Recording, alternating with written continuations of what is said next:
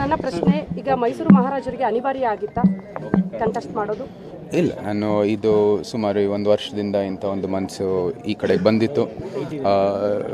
ಸಾರ್ವಜನಿಕ ಜೀವನದಿಂದ ನಿಜವಾದ ಒಂದು ಪದವಿ ಬರುತ್ತೆ ಸಮಾಜ ಸೇವೆಗಾಗಿ ಮತ್ತು ಅಭಿವೃದ್ಧಿಗಾಗಿ.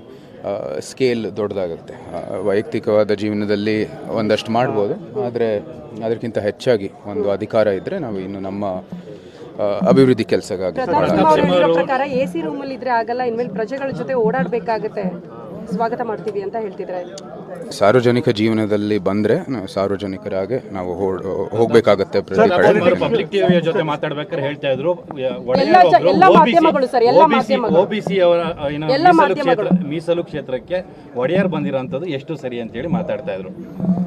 ನನ್ನ ಅದ್ರ ಬಗ್ಗೆ ಏನು ಕೇಳಿಲ್ಲ ಮಾತು, ಆದರೆ ನನಗೆ ಅವರ ನೇರವಾಗಿ ಅವರು ಸಂಪರ್ಕ ಮಾಡಿದಾಗ ಅವರು ಎಲ್ಲನೂ ಒಳ್ಳೆಯ ಒಂದು ಸಂದೇಶ ನೀಡಿದ್ದು ಮತ್ತು ನಮ್ಮ ಬೆಂಬಲಕ್ಕಾಗಿ ಅವರು ನಿಂತಿದ್ದಾರೆ ಅಂತ ಹೇಳಿದರು. ನಾನು ಅದೇ ಅವರ ಸಂದೇಶ ಅಂತ ಅಂದ್ಕೊಂಡಿದ್ದೀನಿ. ಬಟ್ ಸವಾಲುಗಳಿದೆ ಅಂತ ಅನ್ಸುತ್ತೆ ಸರ್, ಈಗ ಸವಾಲುಗಳಿದೆಯಾ?